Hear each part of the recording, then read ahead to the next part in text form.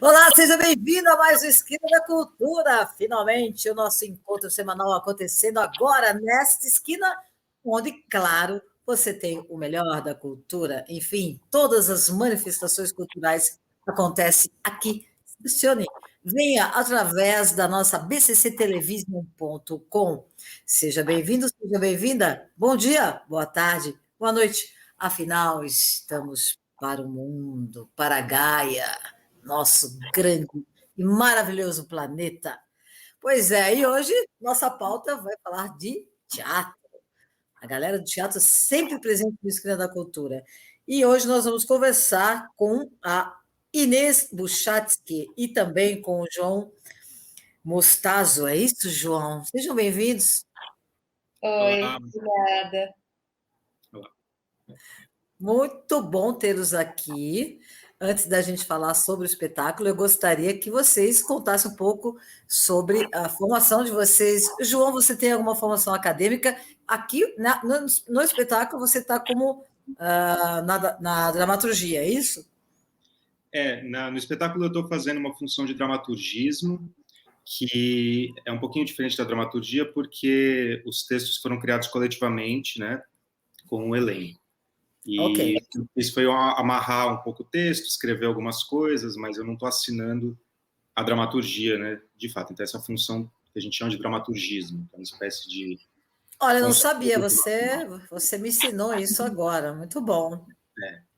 E eu E a sua formação? Sou formado em literatura pela Unicamp, em teoria literária, em estudos literários, e estou agora terminando o doutorado na USP, na Letras, na área de teoria literária. Olha que maravilha. E Inês, qual é a sua formação, né? Você é atriz e tem mais alguma formação acadêmica? Eu sou formada em artes cênicas pela ECA USP e agora estou finalizando meu mestrado lá também, na área de teatro e educação. E sou atriz, fiz cursos, enfim, passei por vários lugares, vários grupos, e de formação mesmo é a USP. Ok, parabéns aí pelos dois, pela formação.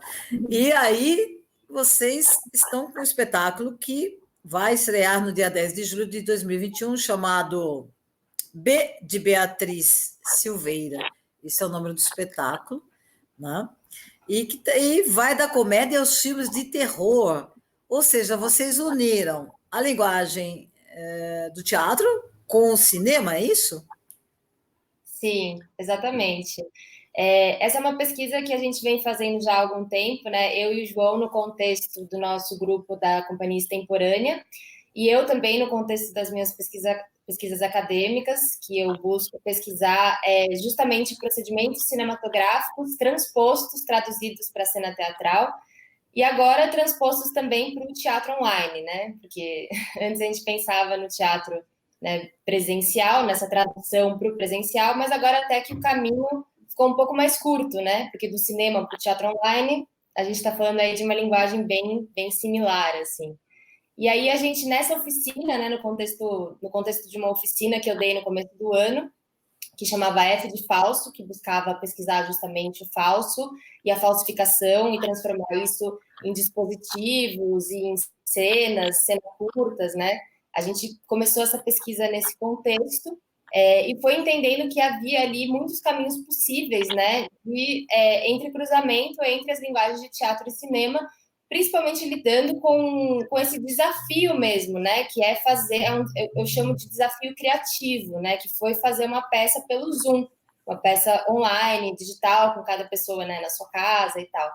E aí, depois dessa oficina, a gente finalizou essa oficina, né, em maio, e aí decidimos continuar, né, falando assim, tem muita coisa interessante aqui, vai dar caldo, né, para fazer muita cena, para criar muitas coisas, e aí a gente seguiu fazendo essa pesquisa. Maravilha, e você tem um elenco aí, no elenco, Alexandre Marquezine, Ana Gali, ou Gali, Beatriz Silveira e Caio Horowitz, acho que é isso. Mas o nome da peça tem a ver com a Beatriz Silveira? Assim, a Beatriz Silveira é uma das atrizes do elenco, né? Mas, a peça não tem exatamente a ver com ela, diretamente. Foi um dispositivo que a gente encontrou ao longo do espetáculo de fazer com que a peça fosse... ela se estruturasse a partir de uma linguagem documental, então, que vem do contexto da oficina, né? Então, a peça, como se fosse, assim, entrevistas, depoimentos dos atores que participaram dessa oficina, né? Então, tem essa linguagem de documentário, daí também uma ponte com o cinema, e apresentação de cenas, né? Enfim, que é como se fossem cenas que eles fizeram ao longo da oficina. Só que ao longo desses relatos, você vai descobrindo que alguma coisa estranha aconteceu ali naquela oficina, que tem a ver com essa figura Beatriz Silveira, que é uma figura misteriosa, que aparece no meio da oficina e começa a perturbar as coisas. Daí um pouco também a brincadeira com o terror, com a comédia, mas o nome é uma coincidência com o nome da Ok. atriz. E essa aparição não se trata de um espírito, se trata de um ser mesmo que aparece ali. Isso fica um pouco indeciso, essa é um pouco a brincadeira, né? Não é uma coisa assim de espírito sobrenatural, mas é como se fosse, a gente gosta de brincar, é como se a peça fosse hackeada. Como a peça é online, é como se ela estivesse sendo hackeada por essa figura. Então ela interfere nas cenas, ela coloca a si mesma dentro das cenas, os atores estão fazendo uma cena, de repente, do nada eles estão falando de um assunto que não era o que eles queriam estar dizendo, tem um jogo de interpretação que a gente trabalha também, nesse sentido, que é muito divertido para os atores. Então a gente brinca como se é uma peça hackeada, né? Essa é a brincadeira que a gente faz. E você, Inês, está dirigindo só o espetáculo, né? Você não atua no espetáculo. E é a primeira direção sua ou você já fez outras? No digital é a primeira, mas na vida é a segunda. A minha primeira direção foi em 2017, com a Companhia Extemporânea, numa peça que chama Demência dos Touros, que foi escrita pelo João Mostazo, que está aqui. E aí outro contexto, né? Outro momento também, outro momento do país, outro momento do mundo, né? Então a gente foi lá e desenvolveu esse trabalho, que é um trabalho que eu acho muito interessante, que tem algumas correspondências, né, com esse trabalho de agora, assim, algumas coisas que eu venho trazendo aí como uma pesquisa minha também, enquanto diretora, né, assim, muitas coisas que eu trago da linguagem pop, que eu gosto muito, que me atrai muito, a questão com a comédia, né, eu estou sempre muito conectada com essa questão da comédia, eu gosto de fazer peças que as pessoas possam rir, claro, assim, não rir só rir, né, mas assim, que ela tem alguns momentos ali de divertimento, né? Mesmo que isso às vezes mesclado com a coisa do terror, ou mesclado com um assunto que é relativamente sério, né? Mas a coisa do riso é uma constante para mim, que estava já presente, né, nessa montagem A Demência dos Touros, e está presente agora também nessa nova montagem de Beatriz Silveira. Legal, e já que você falou que você está dirigindo a primeira vez online, tem muita diferença na dirigir uma peça que vai ser presencial para o online? Você entra mais, então, numa linguagem da TV? Do Da TV. audiovisual? Do audiovisual em si? Então, a gente tem encontrado correspondências muito interessantes, assim, possibilidades, né, muito interessantes. A gente às vezes sempre pensa nisso, às vezes sempre. Às vezes a gente sempre pensa nisso, né, durante os ensaios, assim, que a gente fala, nossa, será que a gente conseguiria, né, fazer esse tipo de peça que a gente está montando aqui no Zoom, num palco, eventualmente, né? E a gente vê que tem algumas cenas que sim, e outras que não, que elas precisam dessa linguagem, que elas precisam estar aqui, né, com todos esses recursos também que a plataforma Ok. oferece, né? O próprio Zoom, assim, oferece alguns recursos, né, que a gente não consegue muito colocar isso no palco, né? Esse efeito, digamos. Eu acho que a recepção é muito diferente, né? A recepção do público diante de uma peça presencial e de uma peça online é completamente outra. Isso é uma coisa que eu acho que tem estado nas nossas mentes, né? Na minha mente, assim, do tipo, que tipo de obra, né, que a gente está fazendo aqui, que é online, como é que as pessoas vão receber isso depois de, né, sentar no sofá, depois de um dia inteiro de estar online, de estar conectado, a grande maioria das pessoas, né? Receber isso, né? Receber arte, receber comédia, receber pela tela, né? Que é por onde ela vê tudo, ela vê notícia, ela se comunica com pessoas. Então, assim, isso é uma coisa que a gente vem pensando também, né? Nessa questão da recepção do público diante dessa linguagem, assim. Mas a gente ganhou, eu acho que ganha-se e perde-se, né? Coisas assim. Eu acho que no começo, para ser bem sincera, no começo da pandemia, assim, a gente olhava essa coisa de teatro online e falava, nossa, mas o que a gente vai fazer, né? O que se faz com isso, né? E aí foi um processo bem orgânico, assim, foi muito aos poucos que a gente falou, nossa, que legal, esse recurso de dublagem funciona muito bem aqui no Zoom, sabe? Assim, dá para fazer. Então a gente acabou descobrindo coisas muito legais mesmo. E, João, você acha que esse formato veio para ficar, ou pós-pandemia isso não vai ficar e volta-se somente com a linguagem do teatro que é presencial? Ou é mais uma ferramenta para o artista, para o técnico, para todo mundo mostrar o seu trabalho artístico? Olha, eu acho que com certeza não substitui, né, o teatro presencial, que Claro. certamente vai voltar, mas também não acho que vai desaparecer, porque eu acho que nesse ano e meio aí, né, que está todo mundo trabalhando nessa plataforma digital e se vendo diante da necessidade de criar, né, como a Inês estava falando, usando, diante da limitação, mas também vendo como uma ferramenta que abre novas possibilidades, né?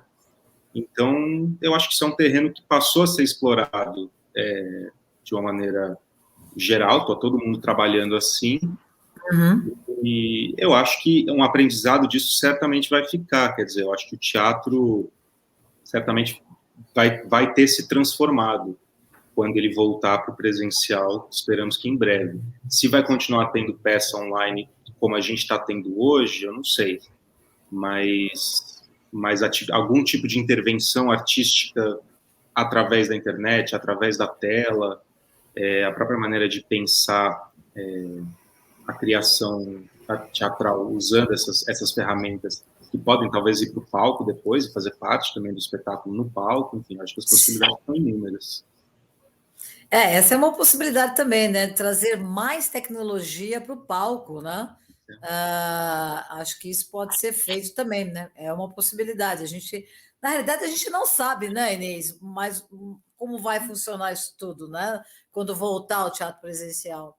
Pode ser que essa tecnologia toda seja usada também. Mas, enfim, o mundo mudou e as coisas realmente estão aí para serem aprendidas, né? A gente aprende com a evolução da humanidade, com a evolução do próprio planeta.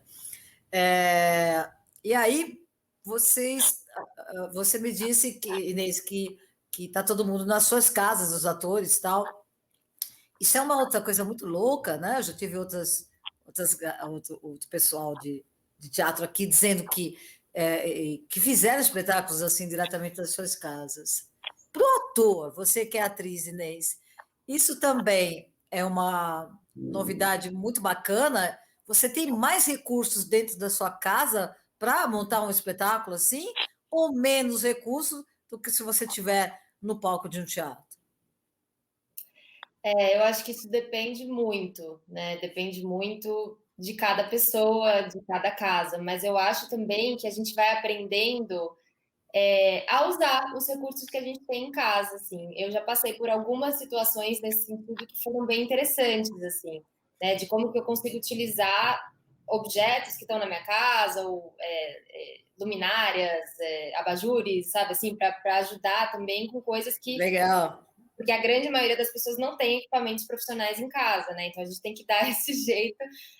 Mesmo na nossa própria peça, a gente passou por esse momento, assim, de, né, gente, vamos ver então como que a gente consegue uniformizar a luz, né, do nosso espetáculo, sabendo que, né, a gente não vai, cada um não tem na sua casa aí um equipamento profissional de luz para colocar, mas a gente dá um jeito, a gente consegue pegar uma luz daqui, né, ajustar, então, né, tudo isso é possível de ser feito, e a gente vai encontrando novas possibilidades também, né, de coisas que a gente pode usar, assim, então eu acho que é bem diferente, mas também é interessante, assim, sabe, você pode também fazer uso, assim, do seu espaço, né, fazer uso desse espaço também, que é um espaço bem conhecido por você, né? Esse espaço que eu estou aqui é um espaço conhecido por mim, então isso pode ser uma coisa também que eu posso levar, né, para a cena de uma forma positiva, assim. Eu acho muito interessante, né, esse formato, né, vamos dizer assim, de audiovisual, porque realmente você tem aí, e é muito engraçado que teve um ator que trouxe um espetáculo que ele fez sozinho, é um monólogo que ele faz dentro do apartamento dele. E, cara, ele transformou o apartamento dele, assim, fez uma mágica lá dentro e a coisa rolou e rolou muito bem. Então, a gente tem essa possibilidade aí a mais, né, que essa pandemia obrigou os artistas a, a ter a se reinventar, né? Todo mundo está se reinventando, não é mesmo? Exatamente. E aí, eu vou chamar um intervalo rapidinho e volto com vocês já já, tá bom? Tá bom. Fiquem aí.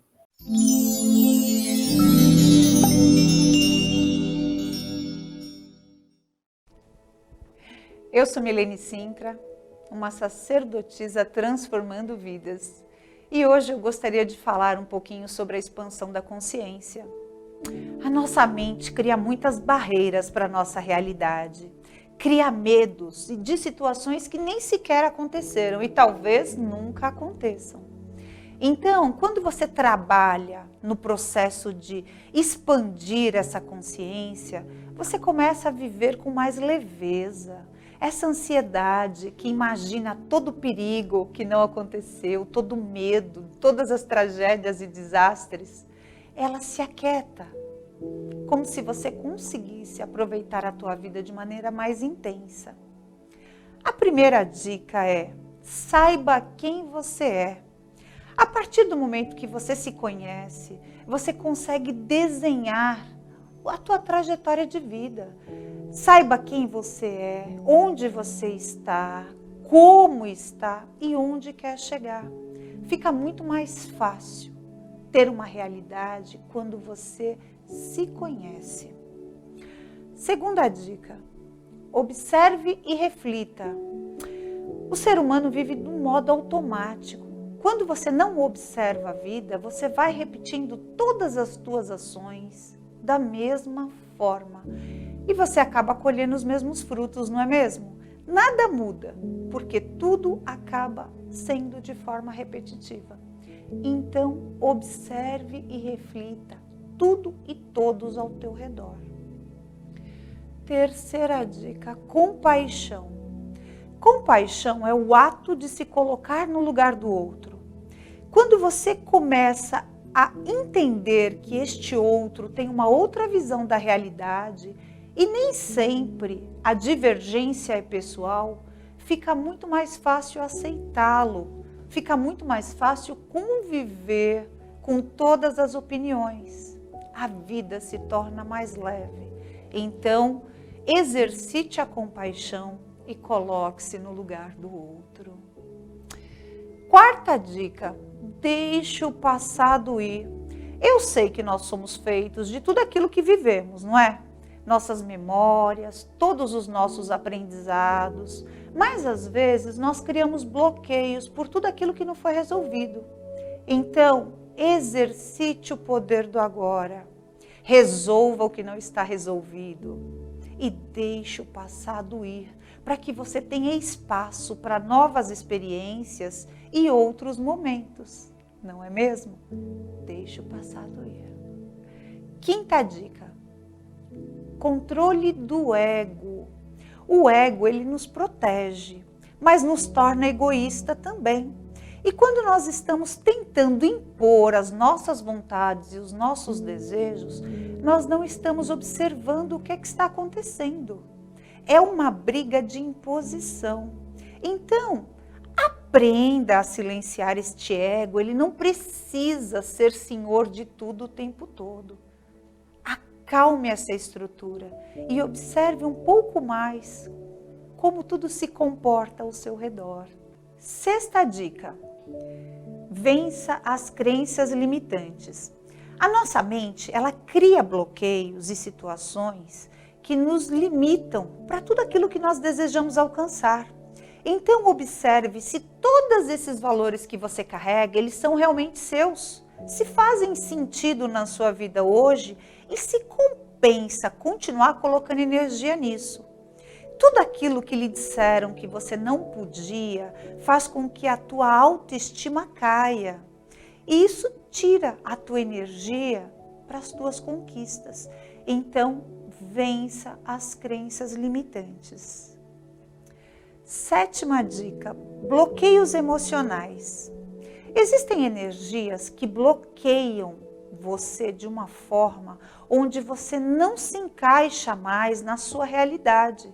Você quer se esconder do mundo.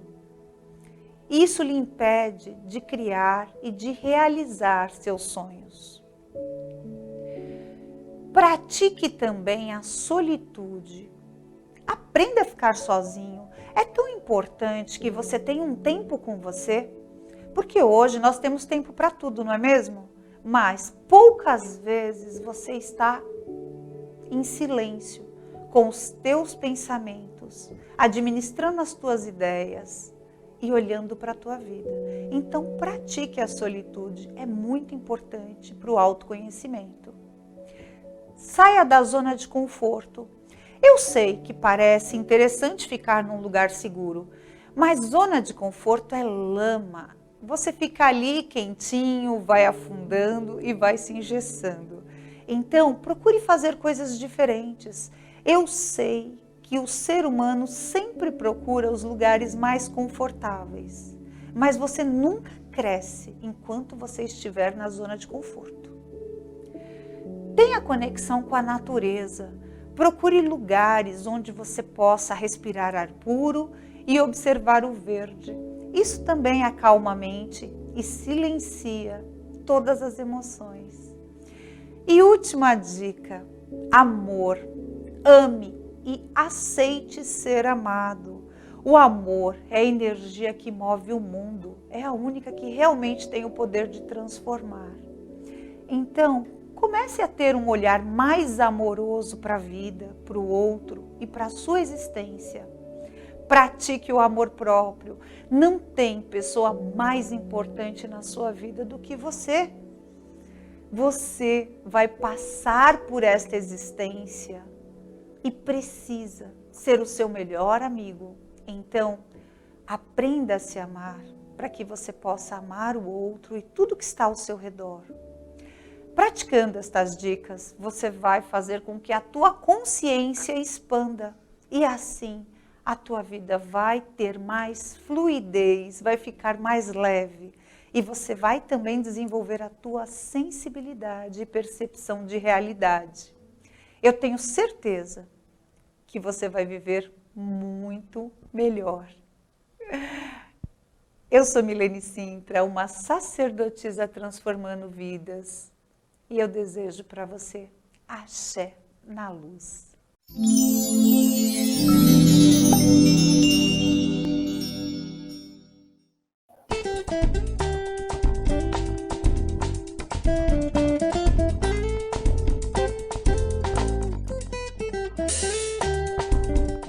Otimize seu tempo na cozinha.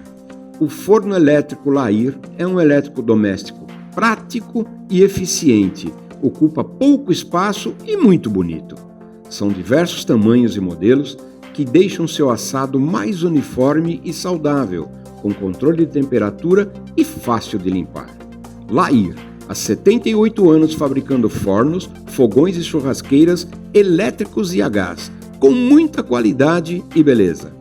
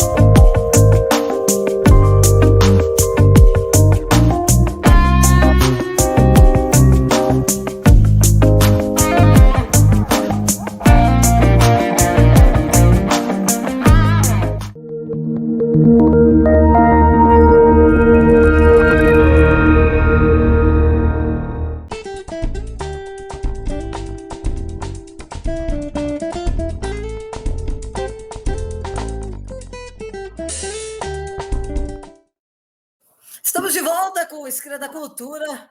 Hoje, com o Teatro para Vocês, a gente está aqui com o João e a Inês, falando sobre o espetáculo que vai estrear no dia 10 de julho, agora, o B de Beatriz Silveira. E eles já contaram um monte de coisa para a gente no primeiro bloco, e a gente já vai para o segundo bloco agora. Eu queria que vocês me contassem, João, principalmente, sobre o roteiro. O que diz esse espetáculo? Qual é a mensagem que ele nos conta, o que ele nos traz? É um espetáculo, primeiro de tudo, sobre essa questão do teatro online, acima de tudo, né? Isso está tematizado, que é o que a gente vinha discutindo, né? Então, isso está tematizado no espetáculo, porque a gente aproveitou o fato de que o espetáculo, né, começou ali, a semente dele a nascer na oficina que a Inês conduziu entre março e maio, que foi onde a gente conheceu a equipe, o elenco apareceu, né? E aí a gente aproveitou essa experiência, quer dizer, colocou isso para dentro da peça. Falou, não vamos fingir que a gente não está no Zoom, vamos fazer uma peça sobre as pessoas, em que as pessoas, o elenco, assuma que eles são, de fato, o que eles são, atores nas suas casas, fazendo uma peça online, né, uma oficina, começou como uma oficina, né, e vamos colocar isso na linguagem da peça. Então, a primeira coisa que aparece, assim, como elemento tematizado, é exatamente a linguagem aonde a gente está, quer dizer, o que a gente está vendo, de fato, são atores se reportando a essa plataforma onde a gente está vendo, né, que eles estão falando. A gente tinha ensaios online, a gente gravava cenas, aí a gente gravava a cena, colocava num drive, então essa linguagem da criação na internet está dentro do espetáculo. E aí você tem uma camada narrativa que se sobrepõe a isso, né? E em que a gente vai procurando borrar o limite da ficção e da realidade. Então, esses relatos começam a apresentar coisas estranhas que aconteceram ali, né? Aconteceram coisas esquisitas. Então, uma personagem vira e fala, um dia a gente gravou uma cena, depois quando eu fui ver o vídeo estava diferente, não era aquilo que a gente tinha gravado, aconteceu alguma coisa, apareceu uma pessoa ali, começa a criar um mistério, né? Então, a gente aproveita essa coisa da cena gravada para criar esse mistério, né? E aí a brincadeira um pouco que a gente faz é intensificando isso para deixar o público procurando saber o que é, quem é Beatriz Silveira, quem é que apareceu, enfim, sem também dar spoilers no final. Não. Não, deixa as pessoas verem, né? Que é muito mais interessante, né? Tem que ver a peça para saber quem é a Beatriz Silveira, tem que assistir a peça. É isso aí, muito bom. E aí vocês também tiveram que contratar uma equipe para fazer essa gravação? Ou vocês já tinham esse equipamento, ou não foi usado nada de equipamento? É só mesmo os recursos da plataforma? A gente entrou em contato, sim, com um colega meu, profissional, que a gente trabalha junto já há bastante tempo, que é o Felipe Aidar, que também é ator, e ele, com o começo da pandemia, né, ele aprendeu super a mexer nessas coisas todas, de Zoom, de transmissão, né, assim, ele se engajou bastante nessa parte técnica. Então, a gente contratou ele para ajudar a gente com essas questões, né? Entender também que a gente precisa fazer a peça chegar, né? Tem uma coisa nessa coisa do teatro online, que é que o tempo inteiro a gente pensava, vamos trabalhar com o que a gente tem, né? O online, ele tem limites, então a gente vai chegar nesses limites o máximo possível, mas tem certos limites mesmo. Mas, por mais que tenha limites, a gente pensava assim, precisamos também que a peça chegue, né? Que não trave, que não dê problemas, que as pessoas consigam acessar a plataforma, que a gente consiga, né, trazer uma boa qualidade de imagem, uma boa qualidade de som. Então, por isso entrou ele junto com a equipe, assim, para ajudar nesse quesito. Tem uma função nova no teatro online, que é o operador de Zoom. Né? Função que não existia antes, e agora existe, né? O operador de Zoom é aquele que faz a operação técnica da plataforma por trás, né, do espetáculo. Ok. Interessante. que nós temos a nossa Luciana aqui, que está por trás de nós. Exatamente. Tá vendo só? Ganhou um nome aí para a função. Eu acho isso tudo muito legal. E eu vou chamar aqui, eu vou pedir para a produção colocar umas fotos para a gente ver.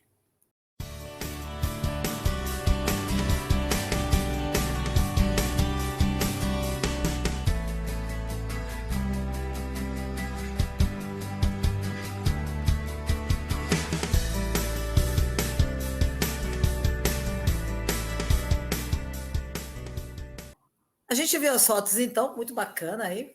E eu queria que vocês falassem um pouquinho agora dos figurinos, que teve que acontecer toda essa produção de figurino também na casa dos atores, né? Cada um fez esse figurino, ou foi feito em outro lugar e eles levaram para lá? Como aconteceu isso? Grande parte é acervo pessoal dos atores, sim. Tem algumas coisas que, de fato, fomos nós, né, produção, assim, teve também, né, um correr atrás de certa coisa, não, isso aqui precisa ser dessa cor, isso aqui precisa, né, entrar na paleta da peça, né, então a gente também trabalhou nisso, mas tem pessoas também, né, no elenco que tem um grande acervo pessoal muito interessante também, né, de figurinos e de roupas, assim, que tinham a ver com a peça, e foram trazendo, né, foram coisas que foram aparecendo também de forma muito orgânica nas próprias cenas, né, assim, as cenas já pediam um determinado figurino que, por acaso, a pessoa tinha ali na casa dela e podia usar, né, então uma cena em que a pessoa está vestida com uma roupa assim, um pouco mais social, né? Assim faria mais sentido, né? Ou mesmo a gente tem algumas situações de entrevistas, né? Que são como se os atores estivessem sendo entrevistados. E a gente também, né? Teve todo um pensamento por trás dessa entrevista, né? Como que você iria que nem eu estou aqui hoje, né? Como que você iria numa entrevista, né? Que tipo de roupa que você usaria para dar uma entrevista? E isso estava ali à mão, né, deles também, assim, legal, vou poder usar uma roupa que faz tempo que eu não uso, porque faz tempo que eu não saio de casa. Então, isso foi bem legal, assim. Esse é um dos pontos que a gente pode ter dentro de casa, né, para usar os próprios recursos, as próprias roupas, objetos, enfim, que temos na nossa casa. Isso é muito bacana. E vocês, claro, misturaram essa linguagem de cinema e teatro, e aí vocês tiveram alguma referência de filmes para fazer esse espetáculo? Sim, lá no comecinho da oficina, né, o pontapé inicial criativo dela foi um filme chamado F de Falso, do Orson Welles, que é um filme que fala do falso e da falsificação, né, mas o próprio filme também tem uma dimensão ali de falsificação e do falso, que eu não vou dar spoilers aqui também, mas ele trata, né, tanto na forma, na edição, no conteúdo, né, tá trazendo essa pesquisa, esse conceito. E a gente começou tudo por ali, assim, né? E também buscando trazer elementos cinematográficos, né? Isso foi uma coisa que a gente super seguiu, super foi seguindo esse caminho mesmo de pegar coisas do filme e trazer para dentro, né? Tanto em termos de enquadramento, em termos de narração, mas também em termos de conteúdo do próprio filme, mas também as coisas técnicas, né? Os procedimentos cinematográficos. E outro filme que a gente também usou, mas um pouco menos, né? Não tanto, o F de Falso foi bem assim uma base mesmo de criação, mas a gente também deu uma olhada em alguns trabalhos do David Lynch, mas principalmente o Cidade dos Sonhos. A gente assistiu algumas cenas específicas que também lidavam um pouco com a questão do falso, do duplo, do doppelganger, e aí a gente também foi pegando algumas coisas de dublagem, né, alguns dispositivos de dublagem, que é uma coisa que está super rolando hoje em dia, né, no TikTok, Instagram, acontece muito esse dispositivo da dublagem, né, e a gente também estava se comunicando com isso nas nossas criações, assim. Bacana. E, João, durante a quarentena de 2020, vocês também fizeram um curta-metragem com um celular, que é o Falso Filme, né? Protagonizado pela Inês, né? E que estreou na Mostra Cipó em 2021. Vocês também, a partir desse curta também, que vocês continuaram com a ideia de fazer o espetáculo O B de Beatriz Silveira. O curta-metragem, o falso filme, ele é o início, né, dessa pesquisa sobre o falso, né, a falsificação. Né? Foi uma sementinha ali que depois veio dar agora no B de Beatriz Silveira. É um filme que a gente fez literalmente com o celular na mão. A gente gravou, a gente estava de quarentena, sem muito assim possibilidade, né, de reunir equipe, né, aquela coisa toda.